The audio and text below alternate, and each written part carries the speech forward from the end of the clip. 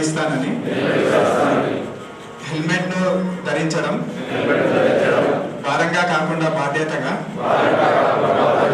భావిస్తానని తప్పకుండా పాటిస్తాను. నా కుటుంబ సభ్యులను, తోటి వారిని, సహచరులను రోడ్డు భద్రతా నిబంధనలను పాటించే విధంగా చైతన్యపరుస్తానని, ఇదంతా ఈ దేశ పౌరునిగా ప్రమాదరహిత సమాజాన్ని త్రికరణ శుద్ధిగా నా కర్తవ్యాన్ని కొనసాగిస్తానని ఆత్మసాక్షిగా ప్రమాణం చేస్తున్నాను.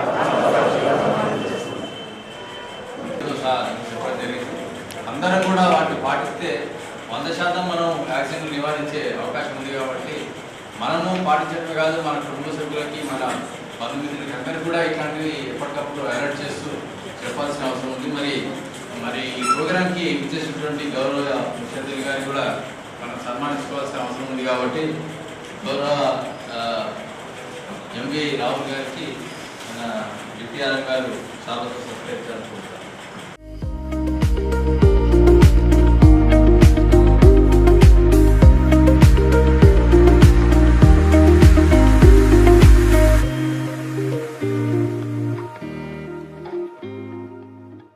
మేడం కూడా చెప్పినట్టు వీడియో కాన్ఫరెన్స్ స్టేట్ వైడ్ ఉంది. నేను కొన్ని చూపిస్తాను. దాంట్లో ఫ్యాటల్ అంటే చనిపోవడం 1,70,000 కంటే ఎక్కువ మంది చనిపోతున్నారు. క్షతగాత్రులు అంటే కాలు తిరగడం, చేతి తిరగడం, ఇంకొక ఇన్సిడెంట్గా ఇంజురీస్ రావడం 4 lakhs అబోవ్ ఇంజురీస్ అవుతున్నారు. అంటే ఒక మన ఇప్పుడు చూడండి, మన డాటాలో యాక్సిడెంట్ డాటాలో 2014 నుంచి ప్రతి ఇయర్ మినిమం 2015 చూడండి యాక్సిడెంట్స్ 5 lakhs జరిగినాయి. తర్వాత 480 మ్యాక్సిమం. ఆ డాటా మాత్రం అంతే ఉంటుంది. 4 lakhs ఎక్కువనే ఉంటుంది ఎప్పుడు యాక్సిడెంట్. చనిపోవడం కూడా డాటా అంతే, కానీ తగ్గట్లేదు. ఎన్ని మన అవేర్నెస్ ప్రోగ్రామ్ జరిగినా, ఎంత మనం తీసుకున్నా, మీరు జాగ్రత్తలు తీసుకుంటారు, మేము జాగ్రత్తలు, అందరు ఎంతమంది అవేర్నెస్ ప్రోగ్రామ్ జరిగినా ఈ చనిపోయే డాటా మాత్రం యాక్సిడెంట్ల వల్ల తగ్గట్లేదు. ప్లస్ చనిపోతుంది అంటే వాళ్ళ బాధ్యత అక్కడే తీరిపోతారు. తర్వాత వాళ్ళ కుటుంబ బాధ్యతలు ఎవరు తీసుకుంటారు? మ్యాక్సిమం ఇన్సూరెన్సెస్ చాలా మంది చేయించట్లేదు. ఇన్సూరెన్స్ లేనప్పుడు ఇప్పుడు సార్ ఎక్స్ప్లెయిన్ చేసారు, మీ వచ్చే ప్రాఫిట్స్ మొత్తం ఇన్సూరెన్స్ ఆ యాక్సిడెంట్ వల్లనే మొత్తం పోతున్నాయి. మీ వెల్ఫేర్ అన్నది అక్కడే. యాక్చువల్గా మీరు ఎంతవరకు యాక్సిడెంట్స్ కాకుండా మీరు డిఫెన్స్ డ్రైవింగ్ చేస్తారో మీరు కరెక్ట్గా నడుపుతుండొచ్చు, కానీ ముందర కూడా వచ్చి యాక్సిడెంట్ చేసినా అది పెద్ద వెహికల్ కాబట్టి మీ మీదనే ఆ క్లెయిమ్ అవుతుంది. కాబట్టి ఆ క్లెయిమ్స్ అంతా మీరు చేసుకుంటున్నారు, దానివల్ల మీరే లాస్ అవుతారు. ఇప్పుడు మీకు వచ్చే క్లెయిమ్స్ కానీ, మీకు వెల్ఫేర్ కానీ మీ కార్పొరేషన్ చేయాలంటే ఈ యాక్సిడెంట్స్ వల్ల అవి మీకు వచ్చే వెల్ఫేర్ తగ్గుతుంది. ఈవెన్ మేబీ సాలరీస్ పెరిగే టైంలో కూడా ఈ కటింగ్స్ అన్ని కూడా మిగిలిన దాంట్లో వల్ల మీకు సాలరీస్ ఇస్తారు. ఇదంతా ఈ యాక్సిడెంట్ డాటా ఎప్పుడు ప్రతి ఇయర్ ఇంజురీస్ అయినటువంటి ఆ ఇంజురీస్ అయిన వాళ్ళు కాళ్ళు చేతులు ఊరుకుంటే ఎవరు వాళ్ళని చూసుకునేది ఎవరు? ఒక చిన్న పిల్లాడికి యాక్సిడెంట్ అయింది అనుకోండి, తల్లిదండ్రులు చూసుకోవాలి. తల్లిదండ్రులు ఏమనుకుంటారు, నాకు వృద్ధాప్యంలో నా కొడుకు కొద్దిగా బిడ్డ పెద్దగా అయ్యి నన్ను చూసుకుంటారేమో అనుకుంటే చిన్నప్పటి నుంచే కాళ్ళు చేతులు ఎరగడం వల్ల వీళ్ళే చూసుకోవాలి. వీళ్ళ ముసలితనంలో ఎవరు చూసుకోవాలి? ఆ బాబుని చూసుకోవాలా, వీళ్ళని చూసుకోవాలి. దానివల్ల ఏం జరుగుతుందంటే గవర్నమెంట్ కూడా ఈ యాక్సిడెంట్ల వల్ల రోడ్స్ రిపేర్ చేయడం, ఇదంతా ఎన్నో కోట్ల రూపాయలు వేస్ట్ అవుతుంది. ఇంకొకటి ఇప్పుడు వచ్చిన వెహికల్స్ ఇంతకుముందు ఏబిఎస్ లేదు, ఎయిర్ బ్యాగ్స్ లేవు. స్టార్టింగ్ స్టేజ్ 1 ఎయిర్ బ్యాగ్ అన్నారు, తర్వాత 2 ఎయిర్ బ్యాగ్స్ అన్నారు, ఇప్పుడు 6 ఎయిర్ బ్యాగ్స్ అంటున్నారు, ఏబిఎస్ అంటున్నారు. అయినా యాక్సిడెంట్స్ ఎందుకు జరుగుతుంది? ఒకటి మానవ తప్పిదం వల్ల ఎన్నో యాక్సిడెంట్స్ జరుగుతుంది. హెల్మెట్ పెట్టుకోవాలని ఎంతమందికి తెలుసు, ఎంతమందికి తెలియదు. తెలిసిన వాళ్ళు ఉంటారు లేదు, తెలియని వాళ్ళు ఎవరైనా ఒక్కరైనా చేతులు ఇవ్వండి, హెల్మెట్ పెట్టుకొని నడపాలి. ఎంతమంది మ్యాక్సిమం బైక్స్ మీదనే వస్తారు కదా మీరు ఇక్కడికి, ఎంతమంది హెల్మెట్ పెట్టుకొని వచ్చారు? అంటే మిమ్మల్ని పాయింట్అవుట్ చేయడం అని కాదు, హెల్మెట్ పెట్టుకోకుండా వచ్చినాం. మ్యాక్సిమం మనకు ప్రతి రూల్ రెగ్యులేషన్స్ అన్నీ తెలుసు, కానీ మనం ఏమైతుంది లేదు, ఇక్కడ షాప్కే కదా, మా ఇల్లు ఇక్కడే కదా, సుభాష్ నగరే కదా, బస్ స్టాండ్ ఇక్కడే కదా, మధ్యలో యాక్సిడెంట్ కదా. ఇంకొక అపోహ చాలా మందికి ఉంది, సిటీలో హెల్మెట్ అవసరం లేదని ఈ మధ్య వాట్సాప్లో వచ్చింది సార్. అవసరం లేదా వాట్సాప్ అది హెల్మెట్ అవసరం లేదు. ఎందుకు మన ఇంటి చుట్టుపక్కల ఏ యాక్సిడెంట్ జరగట్లేదు, ఎవరు చనిపోవట్లేదు. ఎందుకంటే ఇప్పుడు సోషల్ మీడియా బాగా వచ్చిన తర్వాత అందరికీ చిన్న ఏదైనా వస్తే చాలు, సరే ఇది ఉందా లేదా, అది మీ అవసరం. షాప్కి ఎట్లా పోతుండ్రో ఎట్లా తెచ్చుకుంటుండ్రో హెల్మెట్ మీ హెడ్ మీ అవసరమే కదా. ఇంతకుముందు చెప్పింది మా ఇండియా వైడ్లో 1,70,000 ఏవో చనిపోతాయి. ఇది తెలంగాణలో ప్రతి ఇయర్ అరౌండ్ 6,000 ఏవో చనిపోతున్నారు. ఇప్పుడు ఇప్పటి వరకు లెక్కల ప్రకారం 2023 అక్టోబర్ అనుకుంటా 5,200. అక్టోబర్ నుంచి 3 months డేటా లేదు, అంటే కొద్దిగా తగ్గింది. ఓకే, నిజామాబాద్కి వస్తే 341. ఆ 300 ఏవో డేటా ఎప్పుడు అట్లనే ఉంటుంది. నిజామాబాద్లో జరిగే యాక్సిడెంట్ చూడండి, చనిపోయే వాళ్ళు ఆ డేటా ఆల్మోస్ట్ ఒక 10-5 ఆ డిఫరెన్స్ వస్తుంది, కానీ మ్యాక్సిమం ఆ ఫిగర్ ఎప్పుడు రీచ్ అవుతున్నారు. ఈ కరోనాలో మ్యాక్సిమం ఇండియా మొత్తంలో 1,00,000-1,50,000 చనిపోయి ఉంటారు. కానీ ఈ యాక్సిడెంట్ అది విపత్తు, అది ఎవరికి తెలియదు. సునామీ వచ్చేది ఎవరికి తెలియదు, కరోనా వచ్చింది, అలాంటి వ్యాధులు వస్తాయని ఎవరు ఎక్స్పెక్ట్ చేయలేదు. అది చనిపోతారని కూడా తెలియదు. ఒక్కొక్కరి ఇళ్ళనైతే ఇల్లంతా ఊడ్చుకుని పోయారు, అందరు చనిపోయారు. అదేంటి మనకు తెలియని వ్యాధి, తెలియని మందు. ఇదైతే మనకు తెలుసు కదా, మందు తెలుసు, హెల్మెట్ పెట్టుకోవాలని తెలుసు, సీట్ బెల్ట్ పెట్టుకోవాలని తెలుసు, మందు తాగి నడపద్దని తెలుసు. మీ దగ్గర బ్రీథైలైజర్స్ ఉండేటప్పుడు రోజు నాకు తెలిసి చెక్ చేస్తుంటారు మీరు వెహికల్ ఎక్కేటప్పుడు. కొన్ని డిపోస్లో అయితే మ్యాక్సిమం 100% వాడుతున్నారు, ప్రతి చోట వాడుతున్నారు. ఇంత చేసినా మనం ఎందుకు జరుగుతున్నాయంటే చిన్న ఒక తప్పిదం ఒకటి. ఇంకొకటి ఆర్టీసీకి వచ్చేసరి ఏంటంటే మీరు పెద్ద వెహికల్, మీరు డ్రైవర్ సీట్లో కూర్చుంటే మీ వెనకాల 50 మంది 40 మంది కూర్చుంటారు. వాళ్ళ ఫ్యామిలీస్ వీళ్ళందరి బాధ్యత మీ మీద ఉంటుంది. ఇప్పుడు ఇంతకుముందు సార్ చెప్పినట్టు ప్రతిదీ మీరు వచ్చే ట్రాఫిక్ని బ్లైండ్ కార్స్ ఉంటాయి, అన్నీ ఉంటాయి. పక్కడు ఎప్పుడు ఎవడు వస్తాడో తెలియదు ముందరికి. దాంతో ఒక వీడియో చూపిస్తాను. బస్కి కాదు కానీ ఒక లారీస్కి యూటర్న్ తీసుకునేటోడు మీరు లెఫ్ట్ టర్న్, అది కామారెడ్డిలో జరిగింది. Bus right turn lorry right turn స్ట్రేట్కి వెళ్ళాలి, కార్ వాడు లెఫ్ట్కి వెళ్ళి రైట్ టర్న్ తీసుకుంటున్నాడు. 2 లారీల మధ్యలో కారు క్రష్ అయిపోయింది. ఇది ఒక 3 years బ్యాక్ జరిగింది.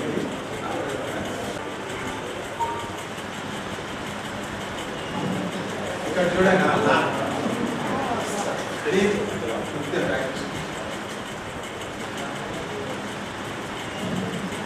దీంట్లో తక్కువ ఈ లారీ అతనిది కాదు, ఆ లారీ అతనిది కాదు. కారు అతను చేసిన తప్పిదం వల్ల వాళ్ళు చనిపోయారు. సేమ్ మీది కూడా వెహికల్ అంత కొద్దిగా ఉంటుంది, మీకు అంతకంటే ఎక్కువ రెస్పాన్సిబిలిటీ ఉంటుంది. దాంట్లో రూల్సే. ఒకవేళ అలాంటి యాక్సిడెంట్ అయింది అనుకోండి, కొండగట్టులో ఒక యాక్సిడెంట్ అయింది ఆర్టీసీ, దాంట్లో ఎంతమంది చెప్పాడు. ఇట్లాంటివి జరిగినప్పుడు ఫస్ట్ బ్లేమ్ అయ్యేది మీరే. ఫస్ట్ డ్రైవర్, అంటే ఎక్కడ ఎనీ యాక్సిడెంట్ జరిగినా డిఫెన్సివ్ డ్రైవింగ్లో మనము జాగ్రత్తగా ఉన్నామా లేదా అని చూస్తారు. చూడండి, ఇంకోటి హెల్మెట్ ఎందుకు పెట్టుకోవాలంటున్నారు. హెల్మెట్ మనల్ని ఎలా సేవ్ చేస్తుంది అన్నది ఒకసారి చూడండి. అక్కడ వేరే లేదు, పోయే అంత ప్లేస్ కూడా లేదు, అయినా ప్రయత్నం చేస్తున్నాం. ఈ వీడియోలో మనం అబ్జర్వ్ చేయాల్సిన 2-3 థింగ్స్ ఉంది.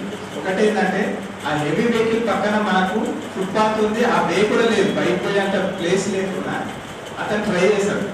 దాంట్లో హెల్మెట్ ఉండడం వల్ల ఆ హెల్మెట్ కూడా స్టాండర్డ్ హెల్మెట్, మనం ఏదో పోలీసు వాళ్ళు పట్టుకుంటారో ఆర్టీఓలు పట్టుకుంటారో అని 400-500 హెల్మెట్ కొనుక్కుంటారు చాలా మంది. దానివల్ల ఇప్పుడు అలాంటి హెల్మెట్ పెట్టుకుంటున్నారు, అతని ప్రాణం కాపాడలేకపోతుండే. ఆ హెల్మెట్ స్టాండర్డ్ హెల్మెట్ కాబట్టి అతని ప్రాణం ఉండగలిగింది, లేదంటే అతను చనిపోయేవాడు. వెహికల్ బ్రేక్ డౌన్ అయ్యే ఛాన్సెస్ ఉంటుంది రోడ్ మీద. అంత స్పీడ్ పోవాల్సిన అవసరం ఏముంది, హెల్మెట్ లేదు, అంత స్పీడ్.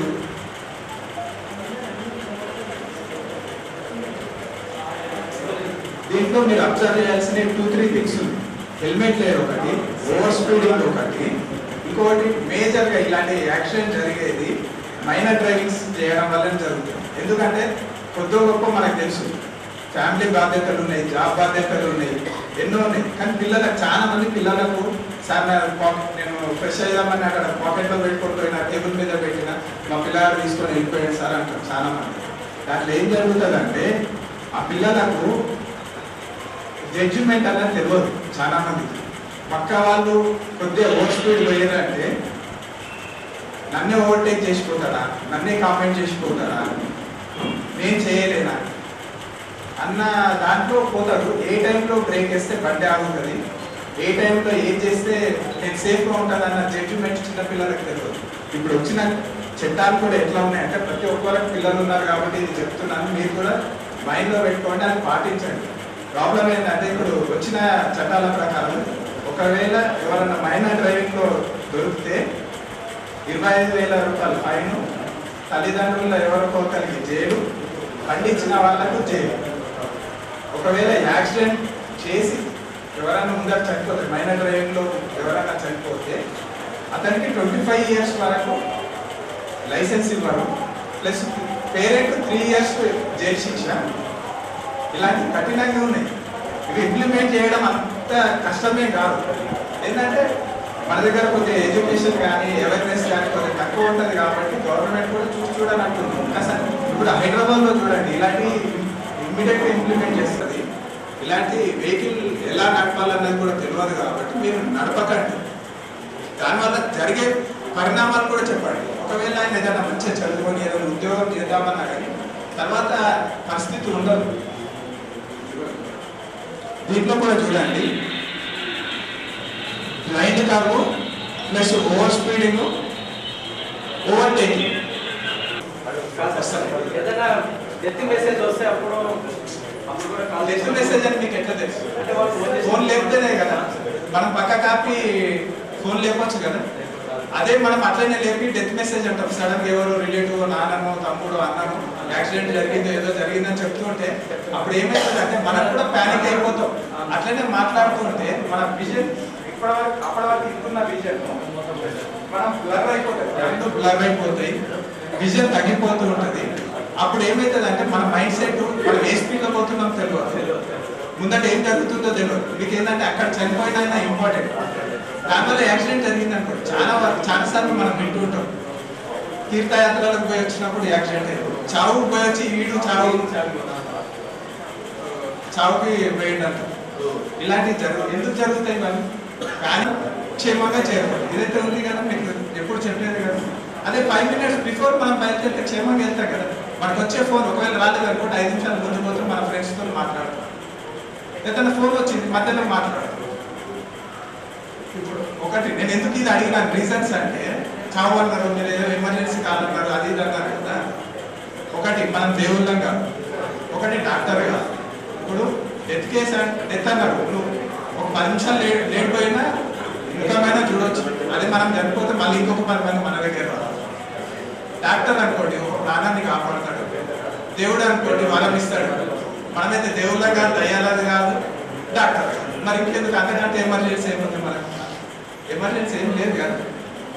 అందుకని సెల్ ఫోన్ డ్రైవింగ్ ముందు బయలుదేరండి, సెల్ ఫోన్ డ్రైవింగ్ చేయాలి.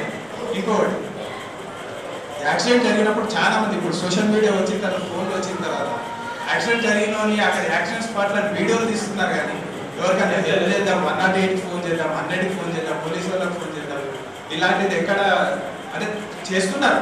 చేసే వాళ్ళని తక్కువ అని అనలేము, చేస్తున్నారు. కొంత చిన్న చిన్న యాక్సిడెంట్ జరిగినప్పుడు వాళ్ళకి హెల్ప్ చేసి హాస్పిటల్కి తీసుకుపోవచ్చు. దీనివల్ల ఏంటంటే సెంట్రల్ గవర్నమెంట్ కూడా గుడ్ సమరిటన్ లా ఒకటి తీసుకొచ్చింది. ఎవరికైనా ఫస్ట్ 1 hourలో హెల్ప్ చేసి మన ప్రాణాన్ని, దీన్ని ఏమంటారంటే గోల్డెన్ అవర్.